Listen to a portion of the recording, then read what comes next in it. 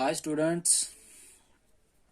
तो आज हम अपना नेक्स्ट चैप्टर स्टार्ट करते हैं जो चैप्टर 6 है, ट्राइंगल्स, क्लास 10th। तो इस चैप्टर को आपने पहले भी पढ़ा हुआ है, थोड़ा बहुत ट्राइंगल्स के बारे में पढ़ा हुआ है। ट्राइंगल में कॉन्ग्रुएंसी रूल्स वगैरह, डिफरेंट टाइप्स ऑफ ट्राइंगल्स पढ़ी हैं आपने।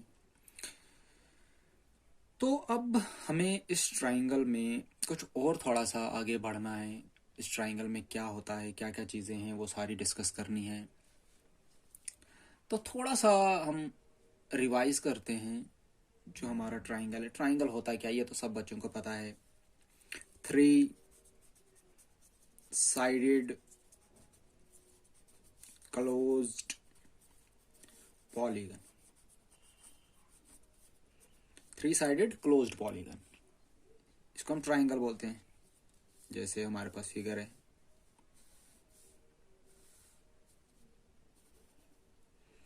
ए बी सी, ये हमारे पास एक ट्राइंगल है। ठीक, तो इसमें ये ए बी एक साइड होती है, बी सी भी साइड होती है और ए सी भी साइड होती है। ठीक, एंगल ए होता है, एंगल बी होता है, एंगल सी होता है। ठीक, तो ये ट्राइंगल होती है। ये पॉइंट, ये वाला पॉइंट और ये वाला पॉइंट, इसको वर्टिसेस बोलते हैं। ठीक है, ये आपने ऑलरेडी डिस्कस किया हुआ है। तो ट्राइंगल्स में टाइप्स होती हैं based on angles. Based on angles क्या क्या होती हैं, टाइप्स होती हैं इसकी। पहली जो होती है बेस्ड ऑन एंगल्स। एंगल की बेस पे क्या क्या होती है पता है आपको। पहली राइट एंगल्ड ट्राइंगल होती है। दूसरी होती है भाई एक्यूट एंगल्ड ट्राइंगल होती है। The third one is obtuse angled triangle. ये बेस्ड ऑन एंगल्स होती है। तो उसके बाद जो सेकंड है हमारा बी, वो बेस्ड होती है साइड्स की, बेस्ड ऑन साइड्स। जिसमें जो पहला वाला होता है वो होता है भाई इक्विलेटरल ट्राइंगल।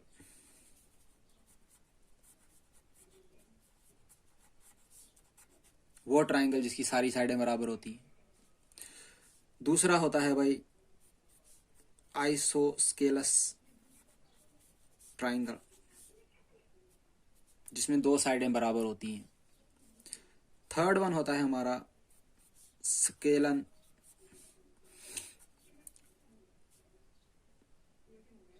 स्केलन ट्राइंगल, जिसमें तीनों साइडें अनइक्वल होती हैं, डिस्टिंक्ट होती हैं। ठीक है, ये हमारे थी थोड़ा सा ट्राइंगल और इसके थोड़े से टाइप्स। तो अब हमने जो पहला, सबसे पहला इसमें पढ़ना है, सबसे पहला जो टॉपिक हमने इसमें पढ़ना है वो है भाई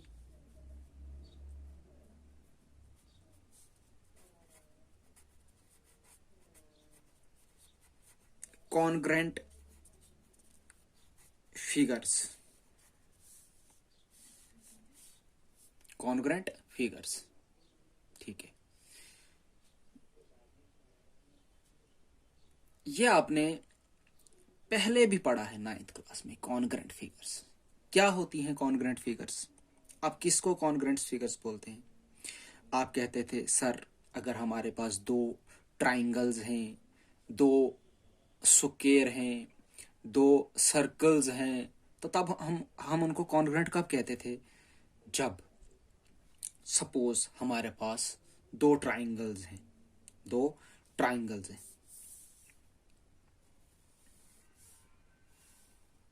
this one and this one. ध्यान से देखना, इसका नाम रखता हूं मैं ए, इसका नाम रखता हूं बी, इसका रखता हूं सी, इसका रखता हूं डी, इसका रखता हूं ई, इसका रखता हूं एफ। क्लियर। अब बात कर रहे हैं हम कॉन्ग्रेंट फिगर्स की।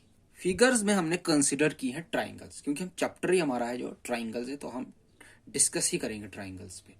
क्लियर। तो अब इन दो फिगर्स को, इन दो ट्राइंगल्स को मैं कॉन्ग्रेंट कब कहूंगा? कॉन्ग्रेंट कब कहूंगा? क्या कहता है? बोलता है अगर angle A, angle D,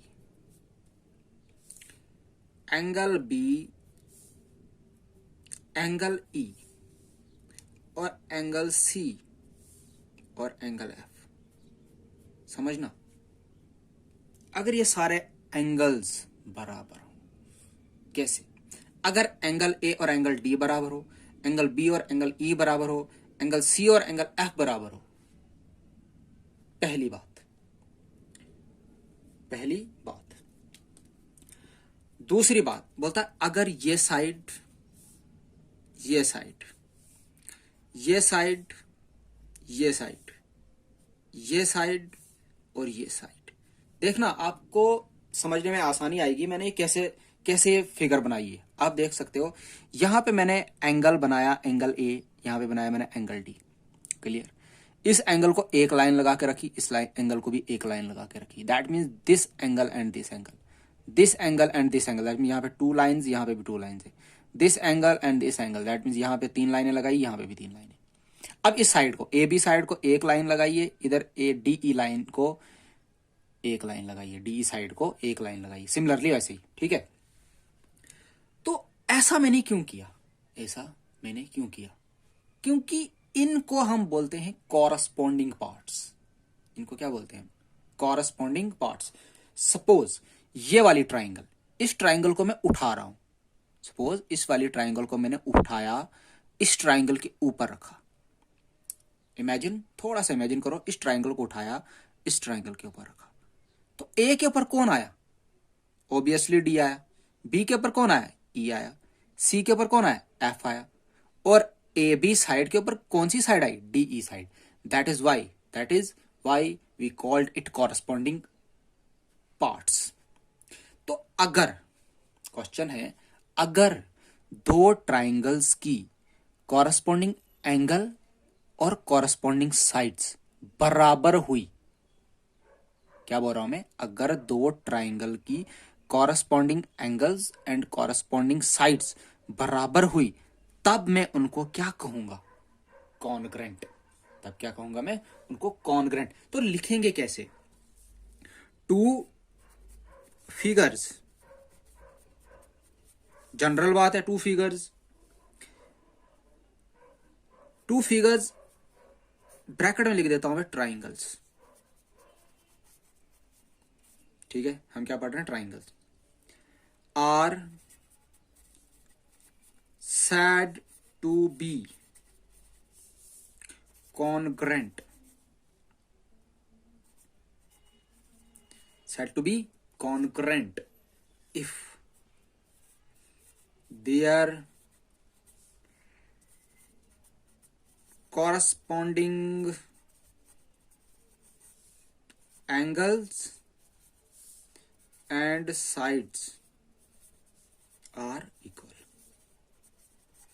that is इस फिगर को देखिए, एंगल ए बराबर होना चाहिए एंगल डी के, एंगल बी बराबर होना चाहिए एंगल ई के, और एंगल सी बराबर होना चाहिए एंगल एफ के।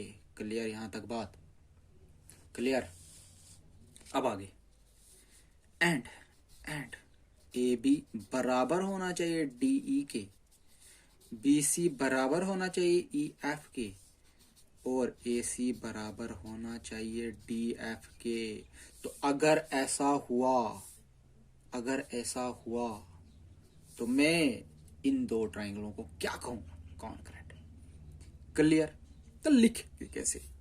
इसको लिखेंगे, ये आपको पता है, तो हम लिख सकते हैं इसको triangle A B C is congruent to triangle D E F, ऐसी इसकी नोटेशन है, लिखने वाली नोटेशन, हम इसको ऐसे लिख सकते हैं। तो ये था हमारा पहला। अब सेकंड बात आती है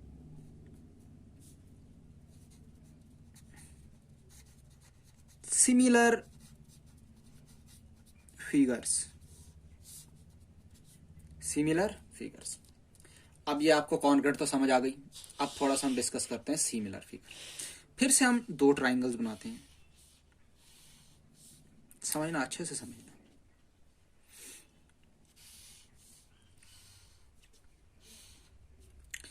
ए B C D E F, फिर से वही नाम रखा मैंने। अब देखना अच्छे से, थोड़ा ध्यान से देखना। This angle, this angle, this angle, this angle, this angle and this angle, मतलब एंगल ए एंगल डी बराबर होना चाहिए, एंगल बी एंगल ई बराबर होना चाहिए, एंगल सी और एंगल एफ बराबर होना चाहिए, एज पर जैसे हमने ऊपर पढ़ा, जैसे हमने कॉन्ग्रेंट ट्राइंगल्स में पढ़ा, कॉरेस्पॉन्डिंग एंगल्स बराबर होने चाहिए। तो पहली बात, कॉरेस्पॉन्डिंग एंगल्स बराबर होने चाहिए। तो दूसरी बात, इसमें कॉन्ग्रेंट ट्राइंगल्स में दूसरी बात, इस कॉरेस्पॉन्डिंग साइड्स भी बराबर होनी चाहिए। अब इसमें दूसरी बात क्या है, बोलता है जो कॉरेस्पॉन्डिंग साइड्स हैं, that mean A B side और डी ई साइड का रेशो, का रेशो, का ratio B C side E F side का रेशो, ए सी साइड और डी एफ साइड का रेशो क्या होना चाहिए, बराबर। क्या होना चाहिए, बराबर। एक तो एंगल बराबर होने चाहिए और कॉरेस्पॉन्डिंग साइड्स का रेशो सेम होना चाहिए। कॉरेस्पॉन्डिंग साइड्स का रेशो सेम होना चाहिए। दैट मीन अगर मैं ए बी को डिवाइड करूं डी एफ के साथ, बी सी को डिवाइड करूं ई एफ के साथ, या ए सी को डिवाइड करूं डी एफ के साथ, तो ये क्या आना चाहिए, बराबर। सपोज यहां पे मैंने 3 रखा, यहां पे मैंने 4 रखा, यहां पे मैंने 5 रखा, सपोज, ठीक है। यहां पे मैंने 6 रखा, यहां पे मैंने 8 रखा, यहां पे मैंने 10 रखा। थोड़ा समझने के लिए, थोड़ा समझने के लिए, A B upon D E, देखो भाई 3/6 आएगा, आएगा। ए बी हो गया 3 और डी ई आ गया 6, तो ये आ गया 3 1 3, 3 2 6, 1/2, clear. B C, B C upon E F, ये था भाई हमारा A B upon D E. अब B C upon E F करते हैं, 4/8, दिस इज इक्वल टू 1/2। अब करते हैं A C upon D F, 5/10, that is equals to 1/2। आपने क्या देखा, सारे रेशियोज बराबर आए। तो अगर ऐसा हुआ, अगर ऐसा हुआ कि ट्राइंगल्स के सारे कॉरेस्पॉन्डिंग एंगल्स बराबर और उनके जो कॉरेस्पॉन्डिंग साइड्स का रेशो क्या आ जाए, क्या आ जाए, proportional, that means equal ratio आ जाए, तब मैं कहूंगा उनको सिमिलर फिगर्स। तो क्या लिखेंगे डेफिनेशन, 2 फिगर्स, बात कर रहे हैं हम ट्राइंगल्स की, are said to be similar, said to be similar if पहला their corresponding